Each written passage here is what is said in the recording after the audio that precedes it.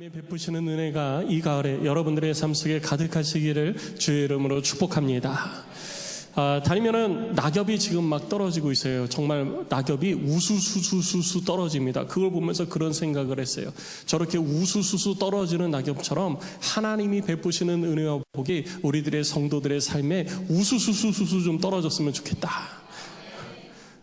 그런 은혜가 여러분 가운데 있기를 축원합니다. 근데 그냥 우수수 떨어지고 밟고 그냥 지나가면 안 되잖아요. 거기에 푹 파묻혀서 살아야 되잖아요. 그래서 감당할 수 없는 복이 임했으면 좋겠다. 그냥 하나님 복 주셔서 감사합니다 이게 아니고요. 주님, 내가 이제는 더 이상 감당을 못하겠습니다. 주님, 이제 그만 주셔도 돼요. 이제 정말 감당 못하겠습니다. 이런 고백이 나올 정도로 그냥 푹 하나님이 베푸시는 하늘의 은혜와 그 하나님이 베푸시는 그 놀라운 이 하나님이 함께 하신 이 속에 그냥 푹 파묻혀가지고 날마다 그냥 주님의 은혜 속에서 삶을 살아가는 우리의 삶이 되어질 수 있었으면 참 좋겠다. 저 그렇게 생각합니다. 그런 은혜가 우리 모든 성도들 가운데 가득하시기를 주의 이름으로 축복합니다. 오늘 우리가 함께 말씀을 나누는데요. 우리가 함께 말씀을 나눌 오늘 내용은 사도행전 16장에 마무리되어지는 부분입니다. 오늘 벌써 사도행전 강해가 41번째 이루어지고 있습니다. 이 41번째 되어지는 오늘 강해의 내용을 살펴보면서 하나님께서 우리들에게 무슨 말씀을 하고 계신가? 내가 이 땅에서 하나님의 백성으로서 어떤 삶을 살기를 우리 주님이 원하시는가? 우리 말씀을 통해서 함께 나누도록 하겠습니다. 오늘 본문의 말씀은 이제 사도 바울이 바나바와 함께 1차 선교 사역을 마치고 2차 사역을 떠나기 전 이제 2차 사역을 가야 되겠다 결심하고 2차 사역을 출발하는 그 과정 속에서 일어났던 일들에 대해서 우리 가운데 이야기를 해주고 있습니다. 그 내용들을 먼저 살펴보면 1차 사역을 마치고 바나바와 바울이 안디옥 교회로 복귀를 합니다. 그래서 안디옥 교회로 복귀해서 안디옥 교회에서 성도들을 양육하고 지도하고 훈련시키는 일을 계속 이루어 가게 되어지죠. 그렇게 안디옥 교회에서 사역을 하던 가운데에 예루살렘 교회에서 올라온 한 무리의 성도들이 있었습니다. 근데 그들은 유대교 그리스도인들이었어요. 그래서 그들이 안디옥 교회로 와서 보니까 하나님을 알고 예수를 믿는 사람들이 있었던 거예요. 그래서 거기서 교회 공동체니까 거기서 함께 예배를 드리고 함께 신앙생활을 하는데 그들이 안디옥에 있는 성도들을 향해서 이런 가르침을 자꾸 주는 거예요. 뭐냐 하면 예수만 믿어가지고는 구원을 못 받는다라는 거예요. 예수만 믿어서 구원받는 게 아니라 율법을 지켜야지 되고 그리고 할례를 받아야 구원을 받는 것이다. 그러니 율법 지키고 할례 받으라. 그런데 바울과 바나바는 아니다. 예수를 믿는 믿음으로 말미암아 구원받는 것이다. 이것을 가르치다 보니까 성도들 사이에 갈등이 생기기 시작하는 거예요. 이거 뭐가 맞는 거야? 라고 하는데 바울과 바나바가 끊임없이 이 예루살렘에서 온 유대 그리스도인들과 논쟁을 해도 답이 안 나오는 거예요. 성도 여러분, 논쟁은 답이 안 나옵니다. 그러니까 교회 안에서도 논쟁을 하시면 안 돼요. 논쟁은 내가 중심이 되고 내가 가지고 있는 사상이 중심이 되기 때문에 논쟁은 답이 안 나옵니다. 논쟁거리가 생겼을 때는 성경을 펴서 읽으시기 바랍니다. 성경 앞에서는 우리는 모두 아멘만 있을 뿐이기 때문이에요. 그래서 성경을 펴고 읽을 때 논쟁이 그치고 은혜가 그 가운데 임하게 되는 것입니다. 그래서 논쟁이 있을 때 어떤 모임을 하든지 성도들 간에 어떤 대화를 하든지 논쟁이 되어질 때는 성경을 펴서 읽고 성경 앞에 엎드려 순종하며 기도하는 행복한 신앙생활을 하는 우리 안디옥의 성도들이 될 수 있기를 주의 이름으로 축복합니다. 그런데 논쟁이 시작되어지는데 역시나 논쟁이 답이 안 나오는 거예요. 그래서 바울과 바나바가 우리 이러지 말고 예루살렘에 있는 사도들에게 이 문제를 가지고 가서 결정을 하자라고 결론을 내리고 그들과 함께 그리고 안디옥에 바울과 바나바를 비롯한 몇 명의 성도들과 예루살렘으로 내려갑니다. 그리고 예루살렘으로 내려가서 예루살렘 교회에 있는 사도들과 함께 이 문제를 가지고 회의를 하게 되어지죠. 이것이 교회 역사상 일어난 첫 번째 종교 회의가 되는 것입니다. 이 회의를 통해서 함께 모여 있을 때 바울과 바나바가 이야기하는 거예요. 우리들 가운데 역사하시는 하나님의 구원의 은혜는 모세의 율법을 통해서도 되는 것이 아니고 할례를 통해서도 되는 것이 아니고 예수의 이름으로 되어졌던 것이다. 이것을 1차 사역을 통해서 경험했던 것들을 쭉 이야기를 하는 거예요. 구보로를 거쳐서 바보에서, 여러분들이 바보라는 얘기가 아니고요. 구브로의 수도가 바보잖아요. 가끔 이거를 헷갈려 하시는데, 구브로에서 바보를 거쳐서 밤빌리아로 올라가고, 밤빌리아에서 북쪽으로 쭉 올라가면 비시디 안디옥이 있습니다. 그래서 비시디 안디옥을 거쳐서 동쪽으로 이동하면서 이고니온과 루스드라를 거쳐서 복음을 전했고, 그리고 다시 안디옥으로 복귀를 했었습니다. 그 가운데에 하나님께서 이방인들 가운데에 일하시고 성령을 부어주시고 그들에게 구원의 은혜를 베푸사 하나님의 나라를 소망하고 천국 소망 가운데 이 땅에서 은혜를 힘입어 삶을 살아가게 한 것은 율법 때문도 아니고 할례 때문도 아니었다. 예수 이름의 구원의 은혜 때문이었다라고 하는 것을 가르쳐 주는 거예요. 있었던 일을 설명하는 거죠. 그래서 사도들이 그 이야기를 쭉 듣고 생각해 보니 바울과 바나바를 통해서만 이 일이 있었던 게 아니에요.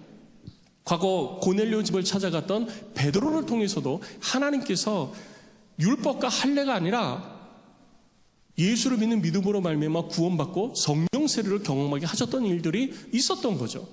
그리고 에티오피아 내시에게 복음을 전했던 빌립을 통해서 그가 세례를 받고 세례를 베품을 받아서 예수를 믿고 하나님의 백성이 되어진 것은 율법을 지켜서도 아니고 할례를 통해서 되어진 것도 아니라는 거예요. 이런 일들을 쭉 종합해 놓고 보니 이거 이방인들에게 율법과 할례를 강요할 필요가 없다라는 거죠. 이건 구원과 상관없다라는 거예요. 그렇지만 이방신을 섬기다가 예수를 믿는 믿음으로 말미암아 구원받아 하나님을 섬기는 사람이 됐으면 내 삶에 하나님을 섬기는 자로서의 그리스도인 된 자로서의 증거가 있어야 된다라는 것입니다. 그게 뭐냐면 과거에 이방신을 섬기면서 가지고 있었던 생활 습관들을 끊어버리는 거예요. 그래서 이방인들은 이 4가지는 꼭 지켜야 된다라고 기준을 제시해 줍니다. 그 4가지가 뭐냐면 첫 번째는 우상을 섬기지 말 것, 두 번째는 음행을 하지 말 것, 세 번째는 목매달아 죽인 짐승을 먹지 말 것, 네 번째는 피를 마시지 말 것입니다. 이 모든 것들은 우상을 섬기면서 발생되어지는 신앙 문화였던 거예요. 이제는 우상을 버리고 하나님을 섬기는 자가 되어졌으면 우상을 섬기던 때 가지고 있었던 신앙 문화, 우상을 향한 신앙 문화를 다 버리고 하나님을 향한 신앙 문화에서 다시 리세팅, 거듭난 자로서의 삶을 이루어가야 된다. 그러니까 그거 버려라 라고 가치 기준을 제시를 해준 거예요. 그러니까 이 말을 들은 바울과 바나바 그리고 함께 안디옥에서 내려왔던 사람들이 크게 마음에 기쁨이 있었고 평안이 있었던 거예요. 갈등이 해결된 거죠. 그래서 이 갈등이 해결되어지고 난 다음에 가만히 생각해 보니까 우리만 이런 문제가 있는 게 아니에요. 이방인 교회에 이런 문제들이 많을 것 같은 거예요.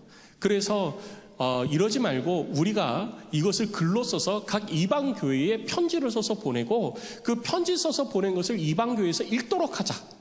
이렇게 결정을 하고 각 교회에 편지를 써서 보냅니다. 그리고 바울과 바나바가 예루살렘 교회에 있었던 실라를 비롯해가지고 몇몇 사람들과 함께 안디옥으로 올라오게 되었습니다. 그리고 안디옥에서 그 이야기를 하게 되어지고 안디옥의 성도들이 이제 갈등에서 벗어났습니다. 할렐루야 라고 하면서 감사하고 그리고 기쁨으로 신앙생활을 이루어갔습니다.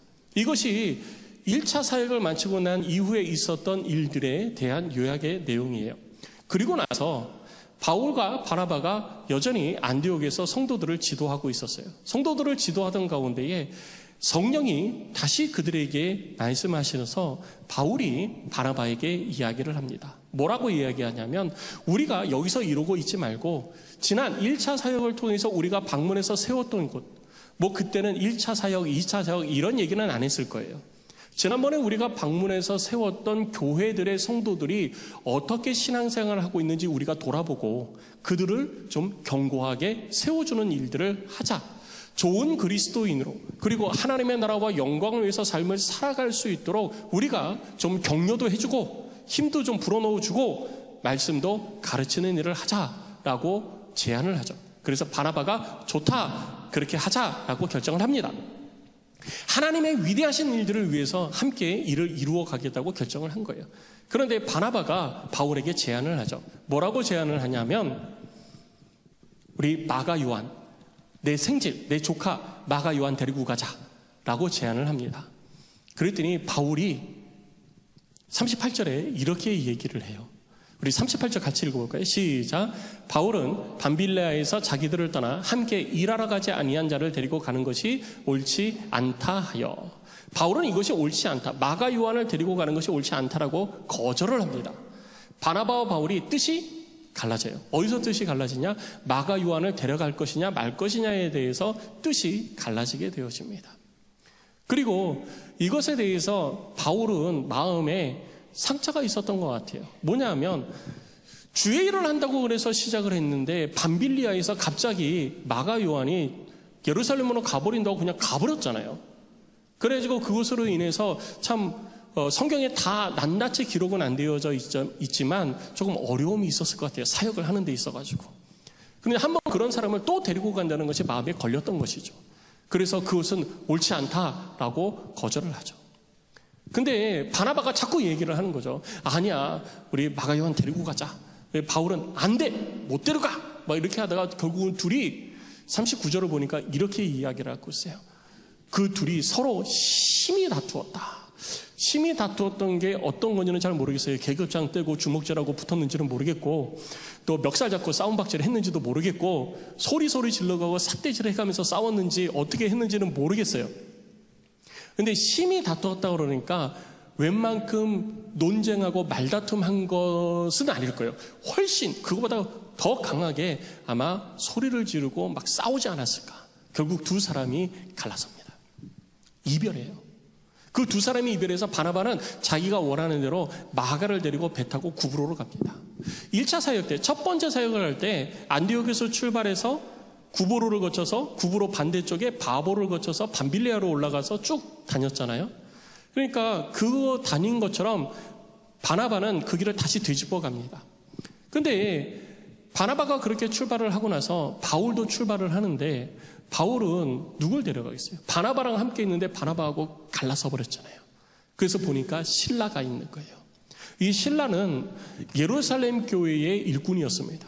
그런데 하나님의 일을 위해서 이방인들을 향하여 결정되어진 내용을 편지에 담아서 이방 교회에 전달하고 그들에게 하나님의 온전한 말씀을 전하게 하기 위하여서 예루살렘 교회로부터 보내심을 받은 자예요. 그래서 바울은 실라를 선택하게 된 겁니다. 그리고 실라와 함께 출발을 하는데 바나바가 서쪽 구브로로 배 타고 떠났잖아요. 그러니까 배 타고 구브로로 가고 싶어요? 바울도 우리랑 별반 다를 거 없어요. 그렇게 싸웠는데 또 가겠어요. 그래서 바나바가 처음 왔던 길을 뒤집어 갔다면 바울은 끝으로 갑니다. 끝으로 바로 북쪽으로 올라가는 거예요. 바로 북쪽으로 올라가서 수리아와 길리기아로 다니면서 하나님의 교회들을 견고히 세웠다라고 기록하고 있습니다.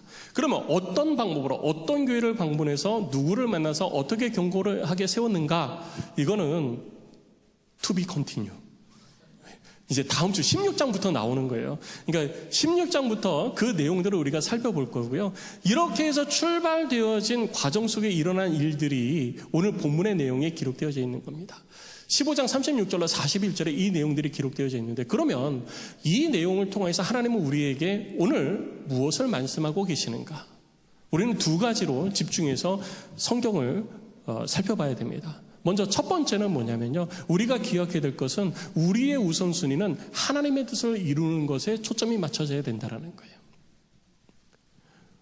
우리는 신앙생활을 하면서 하나님 우선, 하나님 먼저, 오직 하나님의 나라와 영광을 위해 라는 말을 많이 합니다. 그런데 삶 속에서 정말 내가 하나님의 나라와 영광을 위해서 삶을 살고 있는가라는 부분에 대해서는 우리들 스스로 우리 자신을 돌아볼 수 있어야지 돼요.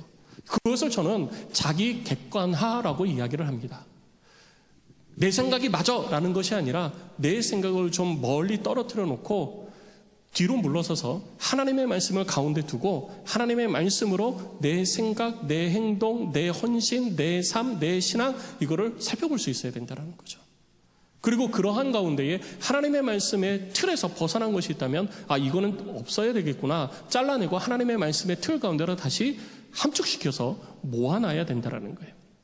이것을 저는 신앙인의 자기 객관화라고 이야기를 합니다. 그런데 신앙인들이 삶을 살다 보면요, 자기 객관화가 잘 안 돼요. 그러다 보니까 논쟁이 발생하는 겁니다. 우리만 그럴까요? 아니에요. 일반 사회생활을 하는 이 땅의 모든 사람들이 대부분 다 그렇게 삶을 살아가고 있습니다. 그렇다면 하나님의 뜻을 이루는 것이 우선되어지는 것이 어떤 의미냐? 오늘 본문의 말씀을 보니까 바울과 바나바가 심히 다퉜는데 바나바와 바울이 똑같이 다시 한번 출발하자, 안디옥을 떠나서 이 편안한 삶을 떠나서 다시 한번 여행을 가자라고 한 이유는 하나님의 교회를 견고하게 하고자 하는 하나님의 뜻을 이루기 위한 원함이 있었던 거예요. 그런데 그 방법적인 부분에 있어가지고 바나바는 마가 요한 데리고 가자, 바울은 안 된다라는 것으로 부딪혔던 것이죠.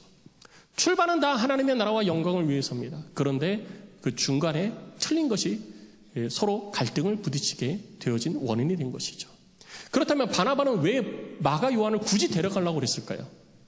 마가 요한이 한번 실패했다는 것을 바나바도 알고 있잖아요. 그런데 바나바가 이야기를 하고 거기서 같이 출발한 것을 보면 성경에 명확하게 기록은 안 되어 있지만 마가 요한이 아마 안디옥으로 올라와서 신앙생활을 했던 것 같아요. 1차 사역 때 밤빌리아에서 마가 요한은 예루살렘으로 돌아갔습니다. 그런데 지금은 바나바가 자기의 생질 조카 마가 요한을 데리고 안디옥에서 그냥 출발을 합니다. 그런 걸로 봐서 바나바가 마가 요한을 데리고 신앙훈련을 시킨 것 같아요. 안디옥에서. 신앙훈련을 시켜보니까 과거에 그런 실수했던 것, 잘못했던 것, 이런 것들이 많이 고쳐진 것처럼 보여졌겠죠. 아, 이젠 괜찮아. 이 정도면 괜찮아. 라고 생각이 되어졌던 것 같아요. 그리고 그 사람을 데리고 가면서 더 잘 훈련을 시키면 더 좋은 일꾼이 되지 않을까. 그리고 그가 한번 실패자의 마음을 가지고 있는데 이 실패의식에서 좀, 패배의식에서 좀 벗어나게 해주고 용기 좀 불어넣어주면 얼마나 좋아. 그러니까 우리 마가 요한 데리고 가자. 이렇게 하지 않았을까 생각이 되어지는 거예요. 근데 바울은요, 전혀 생각이 달랐어요. 아까 우리가 읽은 것처럼 바울은 뭐라고 그래요? 우리가 일을 하려고 출발을 했는데 뭐라고 그러죠? 여러분 38절 잘 보세요. 밤빌리아에서 자기들을 떠나 함께 일하러 가지 아니한. 그러니까 바울은 바나바와 함께 뭐 하러 갔어요? 일하러. 우리는 여기에 집중해야 돼요. 일하러 간 거예요. 함께 일하러 갔는데 일을 내팽겨치고 너와 나가 함께 일하자 그랬는데 일을 내팽겨치고 힘들다고 어렵다고 혹은 개인의 사정으로 돌아갔던 사람, 그 사람을 또 함께 데리고 가서 일을 하는데 또 데리고 가는 것은 위험 부담이 크다라는 얘기예요. 그러니 못 데리고 간다. 한번 그런 사람을 검증이 되고, 바울도 안디옥에서 바나바와 함께 있는 마가 요한을 봤을 거 아니에요. 근데 바울이 보기에는 아직 준비가 덜 된 것처럼 여겨진 거죠. 그래서 안 된다. 근데 바나바는 된다 라고 하면서 싸웠던 거예요. 우리들이 인생을 살면서요, 모든 신앙생활을 하는 사람이든 안 하는 사람이든 모든 사람이 어떤 목적과 목표를 두고 그것을 이루기 위해서 열심히 일을 합니다. 그렇죠? 많은 일을 하죠. 열심히 일해요. 그래서 그 목적과 목표를 이루어냅니다. 그런데 그것을 이루는 과정 속에서 무엇이 더 중요하냐, 어떤 방법으로 해야 되냐라고 이야기를 할 때 일이 먼저냐, 사람이 먼저냐라는 것을 가지고 갈등을 합니다. 그리고 거기에 따라서 정책이 달라지죠. 그러다 보니까 일이 먼저냐, 사람이 먼저냐는 늘 그 속에서 갈등의 요소가 되어지고 있었어요. 그런데 이러한 것들은 단순히 그냥 현상으로 드러나는 게 아니고요. 지지난주에 제가 말씀을 드렸었죠. 근대주의에서 모더니즘 사회에서는요, 일이 먼저예요. 우리가 함께 이 일을 이루기 위해서 우리가 함께 하자. 이것이 모더니즘입니다. 그래서 모더니즘 사회에서는 일이 먼저일 수밖에 없는 거예요. 그 일을 이루기 위해서 우리가 같이 하자. 그 일을 이루기 위해서 우리가 함께 가자. 조금 힘들어도, 조금 불편해도 우리 함께 가자. 그런데 그 일을 이루어가는 그 모더니즘 사회에서 시대가 변하면서 포스트 모더니즘으로 바뀝니다. 포스트 모더니즘으로 바뀌면 일을 하긴 하는데 내가 하기 싫어. 그러면은 안 하는 거죠. 포스트 모더니즘은 개인주의, 해체주의, 여기에 발판을 두고 있기 때문에 그것이 일이라 할지라도 내가 원하지 않으면 안 하는 거예요. 안 해도 되는 거예요. 안 해도 아무 문제가 없는 거죠. 그래서 포스트 모더니즘 사회에서는요, 일이 먼저가 아니라 뭐가 먼저라고 그래요? 사람이 먼저. 그래서 여러분, 인류의 역사를 가만히 보면요, 일이 먼저가 되어졌다가 모든 국가의 발전 상황을 보면 일이 먼저였다가 사람으로 바뀌게 되어지는 것입니다. 지금 우리나라도 일이 먼저였다가 1970년대, 80년대에서는 일이 먼저였잖아요. 그런데 지금은 뭐가 먼저로 바뀌었어요? 사람이 먼저로 바뀐 겁니다. 그런데 신앙생활을 하는 교회, 우리가 함께 신앙 공동체를 이루고 함께 사역을 하는 가운데에서도요, 이러한 일들은 동일하게 발생을 하는 것입니다. 일이 먼저냐? 사람이 먼저냐? 왜냐하면 신앙생활을 하는 공동체 내에서도요, 다 사람이 일을 하잖아요. 그러면 일이 먼저냐? 사람이 먼저냐? 교회는 뭐가 먼저여야 될까요? 많은 분들이 사람이 먼저다라고 이야기를 합니다. 그런데 오늘 바울의 모습을 보면은요, 일이 먼저인 것 같아요. 그러면 사람은 무시되어지느냐? 여러분, 교회가 사람을 무시하면 안 됩니다.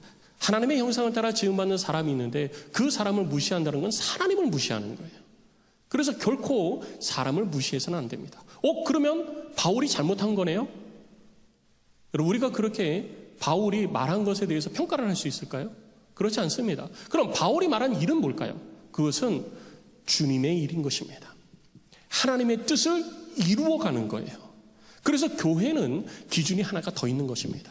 사람이 먼저냐, 일이 먼저냐, 하나님의 뜻이 먼저냐. 그럼 우리는 거기서 결정을 하고 뜻을 정해야 된다는 것이죠. 교회에서 신앙생활을 하는 우리는요, 일이 먼저냐, 사람이 먼저냐, 하나님의 뜻이 먼저냐라고 했을 때 우리는 하나님의 뜻이 먼저다라고 하는 것에 마음을 같이 해야 되는 것입니다. 그것이 바로 자기 객관을 통해서 성경으로 우리들의 삶을 바라봤을 때 일어나는 거예요.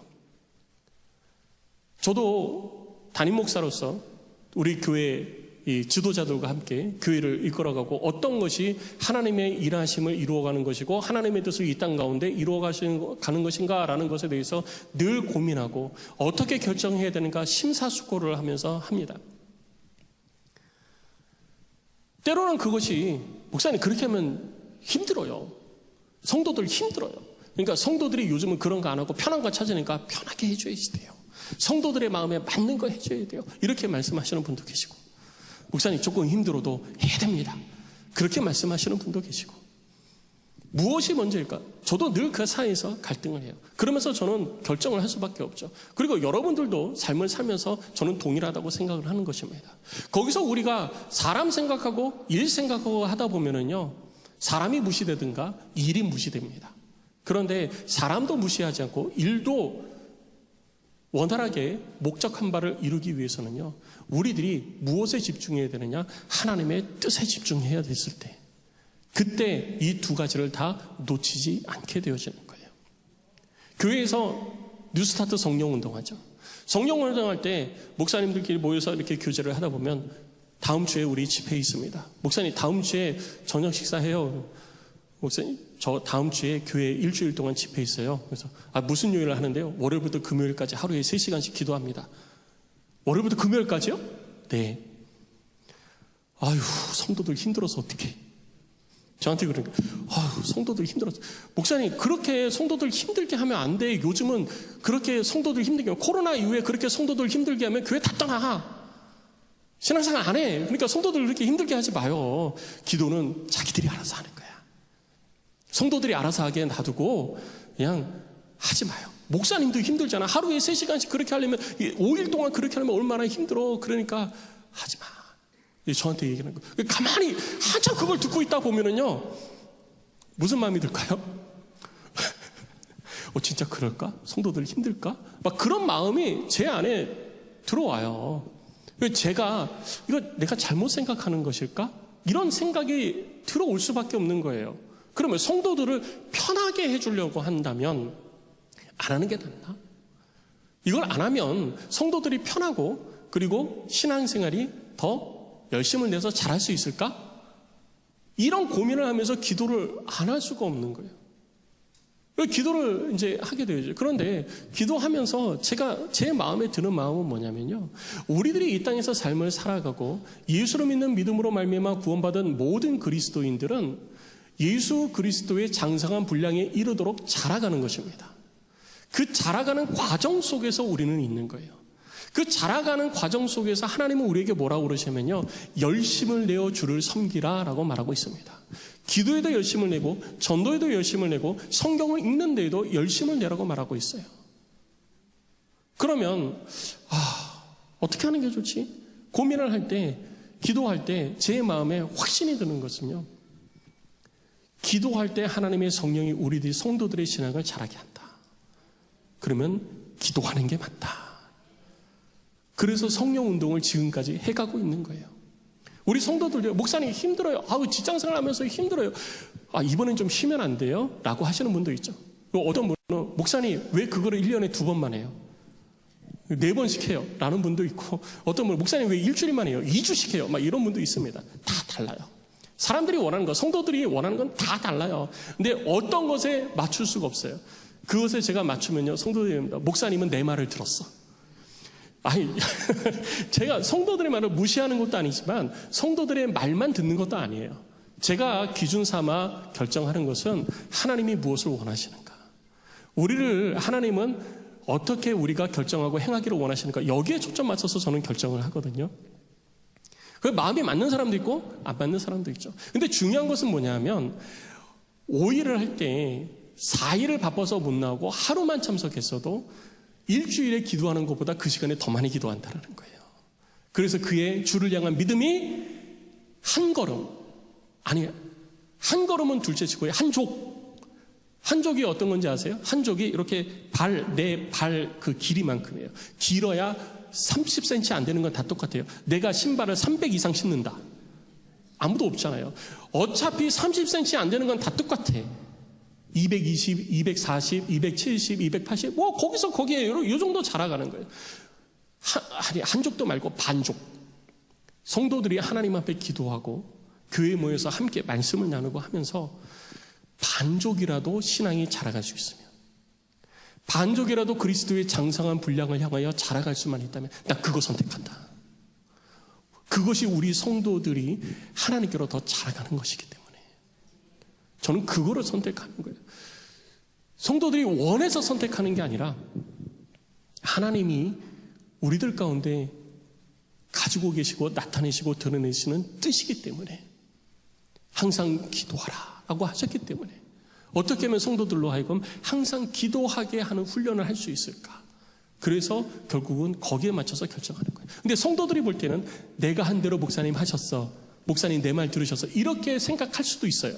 그런데 저는 그렇게 결정하는 것이 아니라 하나님의 뜻을 따라서 결정하고 무엇이든지 판단하려고 저 스스로 많은 노력을 기울이고 있습니다.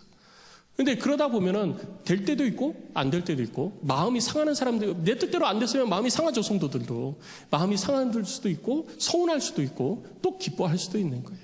근데 중요한 것은 하나님의 일을 이루어가는 것이 우리들의 삶의 중심이 되어야 되고 초점이 되어질 때 하나님의 은혜가 그 가운데 부어진다는 사실인 것입니다. 성도 여러분, 우리가 신앙생활하면서 일이 먼저냐, 사람이 먼저냐, 하나님의 뜻이 먼저냐라고 할 때 여러분 하나님의 뜻에 초점 맞추시기를 주의 이름으로 부탁을 드립니다. 더 편한 거, 쉬운 거, 그리고 내 마음에 딱 맞는 거, 이거 찾으려고 하면요 한도 끝도 없어요. 나 이거 하기 싫어, 나는 내가 하고 싶은 거 할래. 여러분 교회에서도 많은 일이 있잖아요. 사도 바울도 일이라고 표현했잖아요. 그런데 일이 중심이 되면 안 돼요. 일이 중심이면 어떤 분은요 교회 신앙생활하면서 저는 교사하고 싶어요. 교사하려고 교회 다녀요. 교사하려고 이 교회에 왔어요. 여러분 신앙생활이 교사를 위해서 신앙생활을 하는 게 아닙니다. 저는 찬양팀 하려고 이 교회에 왔어요. 찬양팀 하려고 신앙생활을 하면 안 돼요. 열심히 하나님 앞에서 주를 섬기다 보니까 주께서 나를 통해서 교사의 직분을 주시기도 하시고 찬양팀의 직분을 주시기도 하시고, 그래서 그것을 통해서 하나님의 뜻이 합력하여 선을 이루어가듯이 교회를 세워가는 틀이 되어지는 것입니다. 그래서 우리는 그러잖아요. 부름받아 나서니 몸 어디든지 가오리다. 부름받아 나서니 몸 어디든지 그렇게 찬양을 하면서 그래 너 인도로 가라. 그러면 목사님 하나님 인도는 말고요. 그래 아프리카로 가라. 아니 아프리카는 황열병이 심해요. 아프리카 말고요. 그래도 중국으로 가라. 중국은 코로나 때문에 힘들어요. 중국 말고요. 교회에서 똑같아요. 하나님, 저 교회에서 충성하며 교회를 섬기겠습니다. 교회를 바로 세우는 일에 전심전력하겠습니다. 그렇게 우리는 소원하죠. 그런데 때로는 교회에서 내 마음에 안 드는 것들이 막 일어나잖아요. 그럼 그거 보고서 나는 실망합니다. 그리고 내 마음이 바뀌어요. 하나님, 저 교사하고 싶습니다. 근데 하나님, 너 청소해라. 하나님, 청소는 말고요. 청소는 제가 아니어도 할 사람 많아요. 근데 교사는 제가 해야지 돼요. 저 교사하고 싶어요. 그러면 교회에서 그 사람을 교사를 시켜야 되는가? 그 사람의 마음에 맞게 하고 그 사람을 기쁘게 하고 만족감 속에서 신앙생활을 하게 하려면 교사를 시켜야죠. 그런데 그 사람이 교사가 되었을 때 교회가 바로 세워지고 다음 세대들이 잘 키워질 것인가를 우리는 봐야 된다는 거예요. 내가 무엇을 하느냐가 중요한 것이 아니라 주께서 원하시는 것에 내 삶을 드리는 것이 필요한 것입니다. 성도 여러분, 내가 원하는 것을 하는 게 아니라 주님이 원하시는 것에 여러분들의 인생을 드리고 여러분들의 생명을 드리고 여러분들의 시간을 드리고 여러분들의 열정을 드리시기를 주의 이름으로 축원합니다. 이것이 우리가 바울과 바나바의 관계 속에서 바울이 선택한 하나님의 일을 이루어가는 일에 선택한 이유를 볼 수 있는 거예요. 이런 은혜가 여러분 가운데 있으시기를 축복합니다. 그리고 두 번째 보겠습니다. 두 번째, 여기서 우리들이 놓치지 말아야 될 게 뭐냐면요, 주의 뜻을 따라갈 때 주께서는 더 크고 놀라운 일들을 이루어 주신다는 거예요. 여러분, 바울이 그래서 주의 일을 한다고 결정을 하고 바나바와 갈랐었잖아요. 그럼 바나바는 주의 일을 안 한 건가요? 어떻게 생각하세요? 바나바는 주의 일을 안 한 거예요? 아니에요. 바나바도 주의 일을 한 겁니다. 그러면 바울과 바나바가 원수가 됐을까요? 아니, 원수되지 않았어요. 조금 이따 제가 말씀드릴게요. 그럼 이 문제를 우리는 바울과 바나바가 헤어져가지고 이루어가는 이 문제를 우리는 어떻게 바라봐야 될 것인가? 여러분, 누가복음에 보면 한문화의 비유가 나옵니다. 한문화의 비유를 보면은 예수님께서 말씀하실 때 왕으로 인정받기 위해서 한 주인이 유력한 사람이 다른 나라로 갑니다. 그리고 다른 나라 갈 때 자기 집에 있는 10명의 종을 모으죠. 그리고 똑같이 그들에게 한 문화씩 줍니다. 달란트처럼 다르게 주는 게 아니에요. 똑같이 줘요. 똑같이 주고 명령하죠. 뭐라고 명령하냐면 내가 돌아올 때까지 장사하라. 이득을 남기라는 거예요. 장사하라 라고 명령을 합니다. 그리고 떠나요. 그래서 종들은 그것을 가지고 장사합니다. 어떤 사람은 한 문화 가지고 10문화 남기고요. 어떤 종은 한 문화 가지고 5문화 남기고요. 어떤 종은 한 문화 가지고 몇 문화씩 이렇게 남겼을 거예요. 그런데 그 중에 한 종은요, 한 문화 받은 것을 가지고 감추어 뒀다가 그냥 그대로 주인에게 줍니다. 우리가 볼 때에는 그럴 수도 있지 라고 할 수 있지만 주인은 뭐라고 그러냐면요, 내 명령을 어긴 것이라고 얘기를 하는 거예요. 내 명령대로 순종하지 않았다. 그래서 그가 가지고 있는 한 문화를 뺏어서 많이 가진 자에게 주라 라고 이야기를 하고 있는 것입니다. 한 문화를 통해서, 한 문화 비유를 통해서 하나님께서 예수님께서 우리에게 주시는 말씀은 뭐냐면요, 우리 모두가 이 땅에 살면서 하나님의 은혜를 경험한 사람들이라는 거예요. 하나님의 은혜를 경험한 사람은 하나님의 나라와 영광을 위해서 이 땅에서 삶을 살아가는 거예요. 삶을 살아갈 때 어떤 사람은 열심히 살아서 10문화 남길 수도 있는 사람이 있고 어떤 사람은 5문화 남길 수 있는 사람이 있고, 그래서 그렇지만 우리는 그냥 멍하니 있어서는 안 된다라는 거예요. 멍하니 있지는 말고 무엇인가 하나님께서 내게 구원의 은혜를 베풀어 주셨으니 그에 합당한 열매를 거두어 주인을 기쁘시게 할 것, 그 일을 우리는 이 땅에서 이루어 가야 된다는 것입니다. 그러면 여러분, 10문화 남기고 싶으세요? 5문화 남기고 싶으세요? 10문화 남긴 사람에게는 그에 합당한 상을 주시잖아요. 요한계시록 1장에서도 뭐라고 그러죠? 너희가 이 땅에서 행한 대로 갚아주리라. 하나님은 우리가 이 땅에서 하나님이 베푸신 은혜에 감사해서 그 은혜에 따라 열매를 맺는 것 하나도 잊지 않으시고 갚아주십니다. 그래서 우리는 이 땅에서 주를 위한 열심을 내야 되는 거예요. 그래서 올해 표어도 뭐라고 그러죠? 열심을 내어 주를 섬기자라고 말하고 있는 것입니다. 주를 섬기는 데도 열심히 있어야 되고요, 기도하는 데도 열심히 있어야 되고요, 전도하는 데도 열심히 있어야 되는 것입니다. 모든 일에 우리는 열심을 내어 이루어 가야 되는 것입니다. 왜 그러느냐? 하나님께서 우리가 행한 대로 갚아주실 상급이 있기 때문이에요.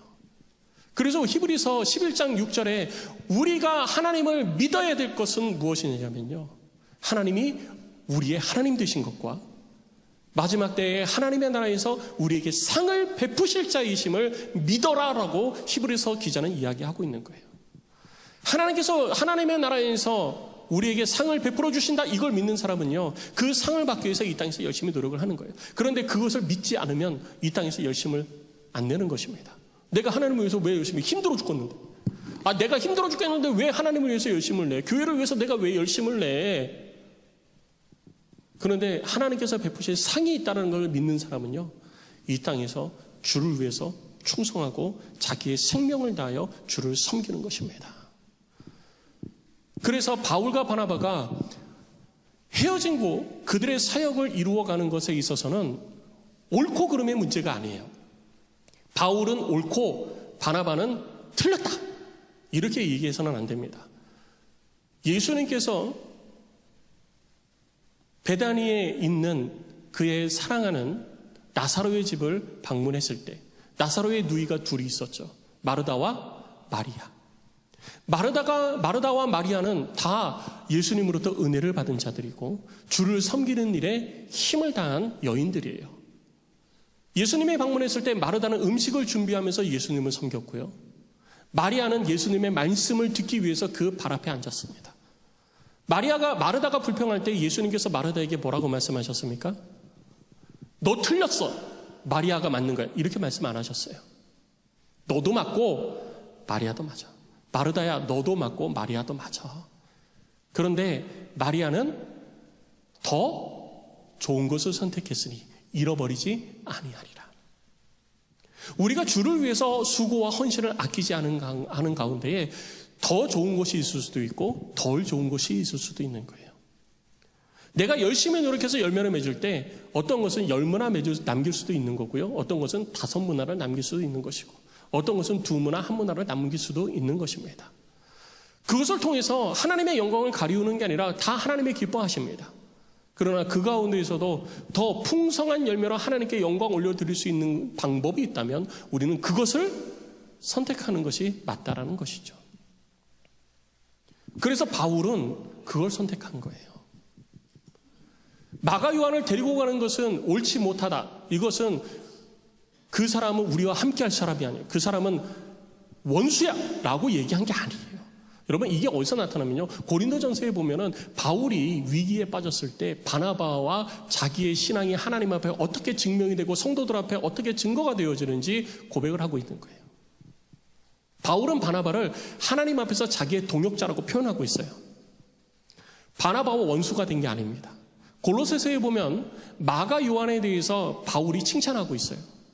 그리고 마가 요한은 바울과 함께하고 나중에 바울을 옆에서 수종 들면서 결국 마가 요한은 마가복음을 기록한 저자가 되어지는 것입니다. 다르다고 해서 원수 될 필요는 없어요. 원수 될 필요는 없어요. 그러나 그 가운데에서 내가 주의 교회에서 주를 섬기는 데 있어서 무엇이 더 주님을 기쁘시게 할 것인가, 무엇이 더 하나님을 기쁘시게 하는 것이고, 무엇이 더 하나님이 원하시는 것인가, 하나님께 더 많은 열매로 영광 올려드릴 것은 무엇인가, 여기에 우리는 관심을 갖고 일을 맞춰가는 거예요. 그래서 다른 사람을 비난할 필요도 없고 다른 사람을 향하여 손가락질할 필요도 없는 것입니다.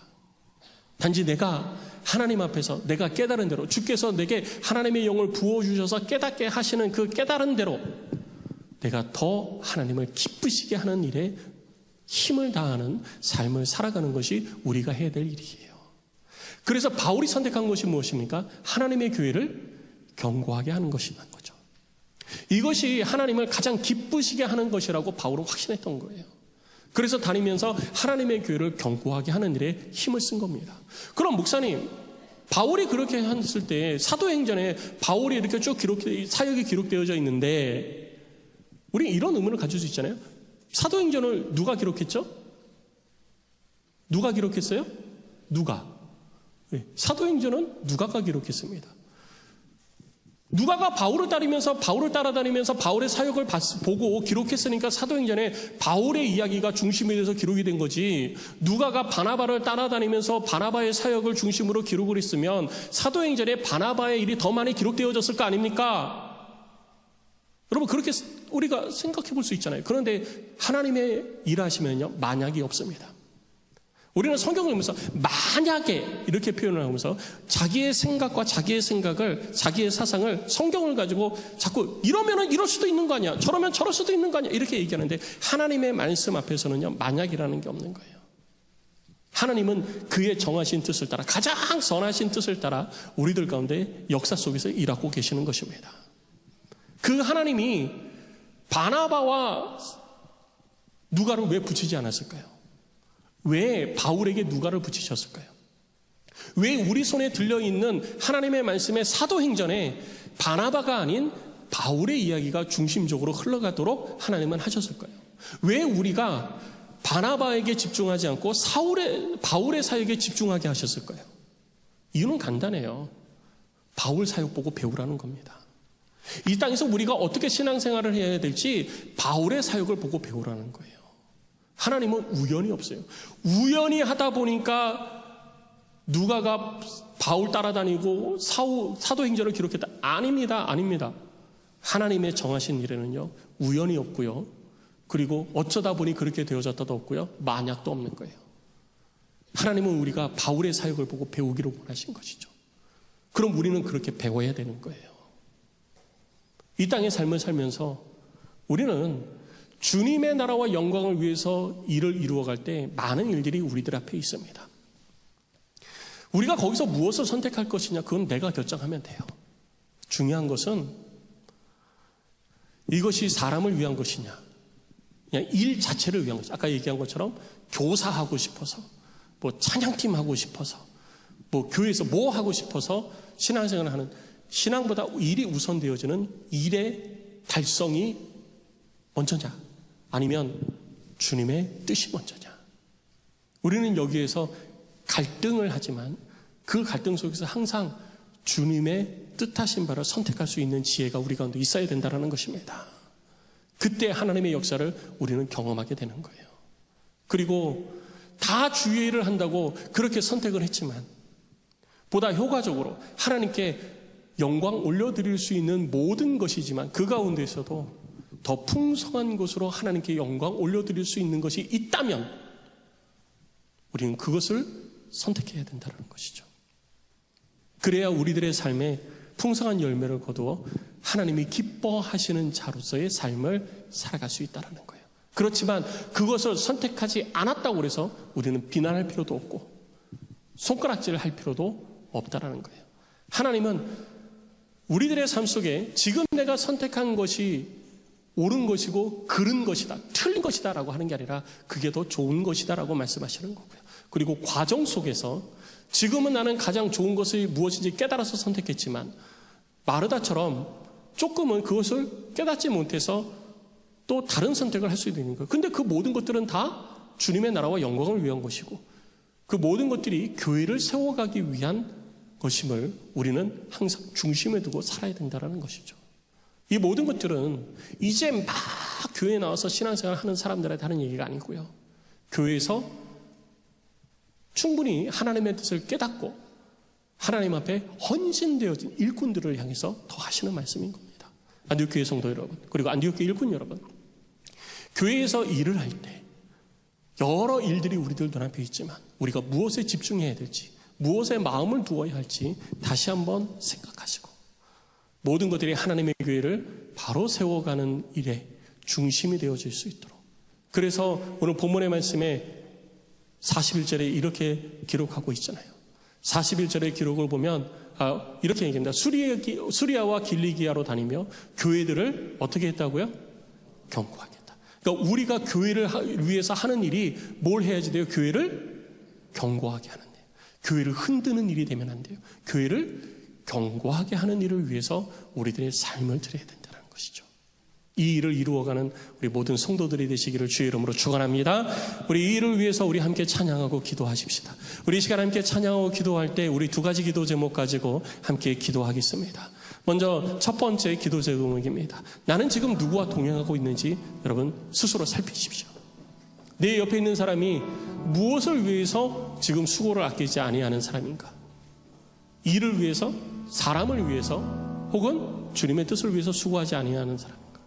무엇을 위해서 수고하는 사람인가? 나는 무엇을 위해서 수고하는 자가 되어야 되는가? 주의 나라와 영광을 위해서 우리가 그런 사람들과 함께 동역하게 하여 주옵소서.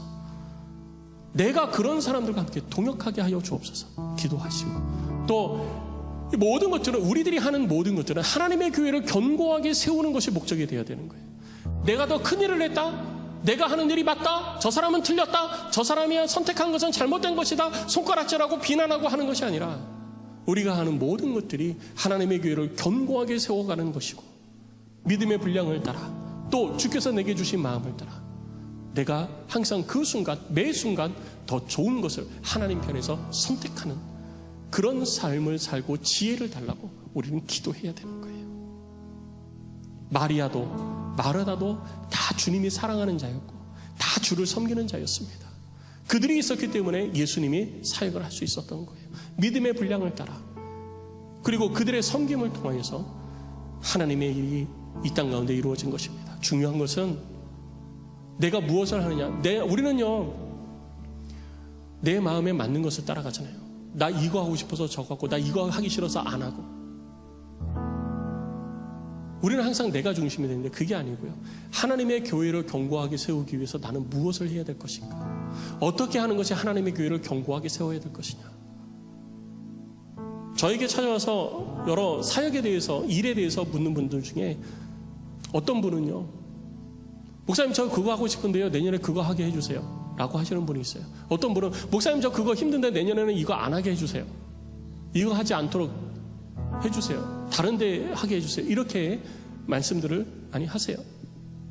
근데 저는 2020년 이제 거의 되고 2026년 준비하는 때가 됐잖아요. 2026년을 준비할 때는요, 일꾼들이 저한테 그런 얘기를 했으면 좋겠다라는 마음에 소망이 있어요. 그게 뭐냐면, 교회를 바로 세우기 위해서 제가 무엇을 해야 할까요? 목사님, 우리 안디옥 교회를 바로 세우고 견고하게 하기 위해서 제가 무엇을 해야 할까요? 이런 질문이 저한테 이렇게 오면 전 너무 행복할 것 같아요. 그리고 주님도 정말 행복할 것 같아요. 왜냐하면 저도 거기에 초점 맞춰져 있거든요. 여러분들을 각 처소에 교회의 여러 일을 갈라 맡겨서 일을 하게 하는데, 그 중심은요, 이분이 여기서 일을 할 때 교회가 더 견고해진다, 이분이 여기서 일을 할 때 교회가 더 견고해진다, 이런 중심을 가지고 일을 제가 부탁을 하고 맡기고 임명하고 하거든요. 제 그런 마음과 동일한 마음으로 저한테 물어보시면 얼마나 좋을까. 뭐 다 그럴 수는 없겠지만 그래도 한번 기도하시고요, 저한테 물어보시죠. 목사님, 우리 안디옥 교회를 견고하게 하기 위해서 제가 2026년에는 어떤 일을 해야 할까요? 안디옥 교회가 더 하나님이 인정하는 교회, 하나님 앞에 충성된 교회가 되게 하기 위해서 제가 교회에서 어떤 일을 해야 할까요? 그것이 청소가 됐든, 그것이 걸레질이 됐든, 그것이 다른 사람을 가르치는 것이 됐든, 그것이 기도하는 일이 됐든, 무슨 일이가 중요한 것이 아니라 목적이 중요한 거예요. 하나님의 교회를 견고하게 하는 일에 내가 쓰임받는 게 중요한 것입니다. 이 일을 위해서 우리는 기도해야지 돼요. 오늘 사도행전 15장을 마무리하면서 다시 한번 이 문제를 가지고 주님 앞에 나가서 기도하는 시간 갖도록 하겠습니다. 우리 함께 찬양하고 기도하겠습니다.